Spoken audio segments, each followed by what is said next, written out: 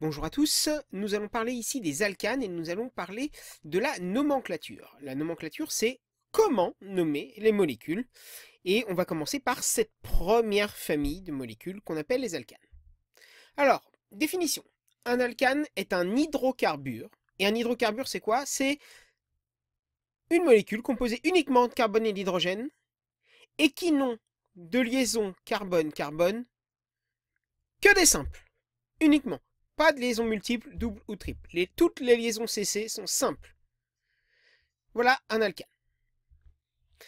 Et il existe trois types de chaînes carbonées. Une chaîne carbonée ou squelette carboné, ça désigne l'enchaînement des atomes de carbone.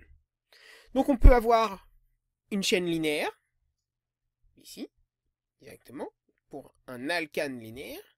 Un alcane ramifié, vous voyez que sur la chaîne linéaire, qui sont là, vous avez des groupements qui viennent se greffer, qu'on appelle des ramifications ou des substituants, qui donnent le terme de chaîne ramifiée. Et des alcanes cycliques, où la chaîne carbonée est un cycle. Spécifiquement, ceux-là, on les appellera des cyclanes. Alors, voyons la méthode donc pour nommer ces molécules. Donc, on va commencer ce qu'on appelle la nomenclature, pour l'instant, d'un alcane linéaire. Elle est composée d'un préfixe. Et ce préfixe, il correspond au nombre d'atomes de carbone sur la chaîne carbonée. Et une terminaison en ane pour les alcanes. Chaque famille chimique aura une terminaison différente qui lui est propre. Pour les alcanes, c'est tout simplement ane. Exemple, meth, ane, pour le méthane.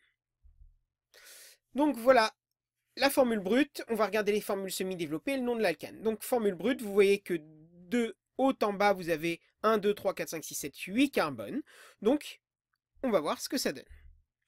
Donc, en formule semi-développée, il y a un seul carbone, le CH4 reste le CH4. Le préfixe pour un carbone, alors les préfixes que je vous donne ici seront valables pour toutes les familles chimiques, c'est la même chose. C'est meth pour un carbone et suivi de ane. C2H6, ce sera CH3, en formule semi-développée, et ce sera éthane, préfixe et. Pour 3 carbones, prop, le préfixe ane, pour propane. Pour 4 carbones, ce sera but. Pour 5 carbones, ce sera pente. Et après, c'est les préfixes grecs. Pour 6, hexane. Pour 7 carbones, hept, pour heptane. Pour 8, oct, pour octane. Après, il en existe bien sûr, mais on va s'arrêter à 8 pour l'instant. Pour 9, ce serait non. Et pour 10, ce serait dec. Pour le nonane et le décane, par exemple. Maintenant, bon, jusque-là c'était simple. Voyons la nomenclature pour un alcane ramifié. Donc le nom, il est composé de deux choses. Voilà un alcane. Donc vous voyez que vous avez une chaîne principale et vous avez une ramification. Donc au niveau de la méthode, on va déjà repérer les noms des ramifications qui vont être précédés d'un chiffre, qui vont indiquer leur position sur une chaîne principale. Donc la chaîne principale, moi, elle est là. J'ai 5 carbones et on va regarder ce que ça donne. Donc là, j'ai un seul carbone comme en ramification, c'est-à-dire que je vais avoir un groupement meth. Toujours avec le même préfixe. Et je vais numéroter mes carbones. Alors je pourrais numéroter de gauche à droite ou de droite à gauche.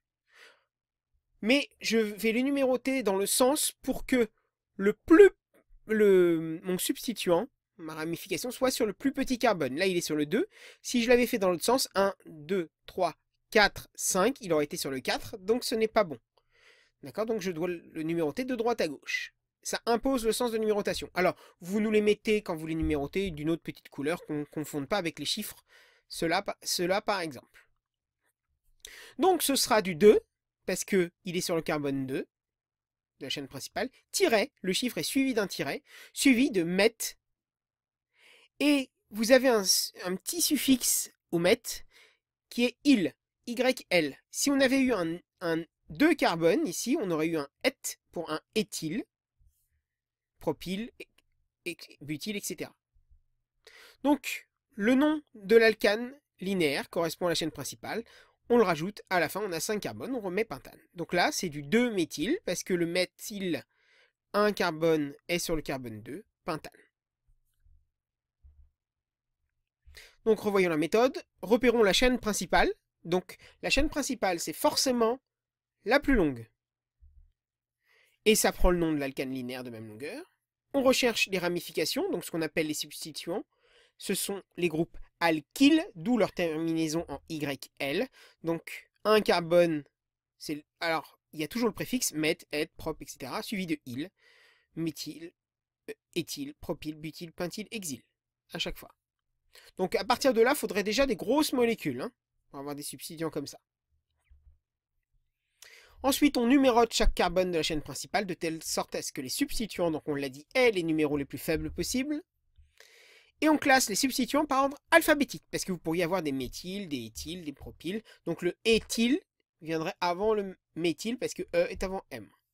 Et on indique la position sur la chaîne, puis le nom du groupe.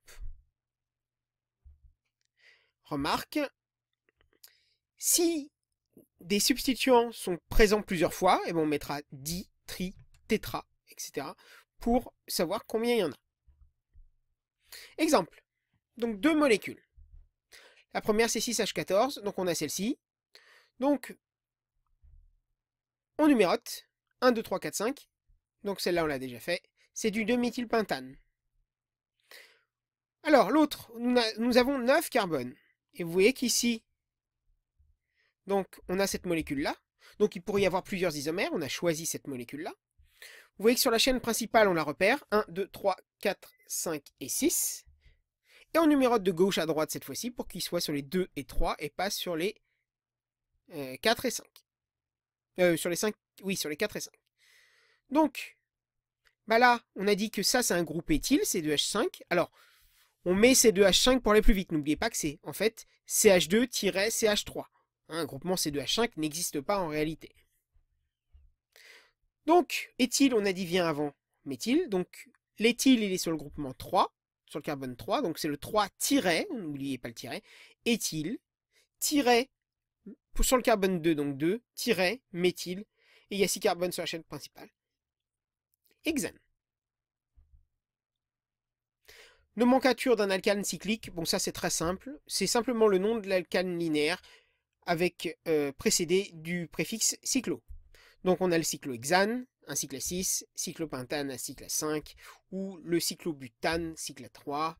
On aurait pu avoir le cyclopropane, donc ça aurait fait un triangle, mais on peut avoir cyclooctane, cyclononane, peu importe.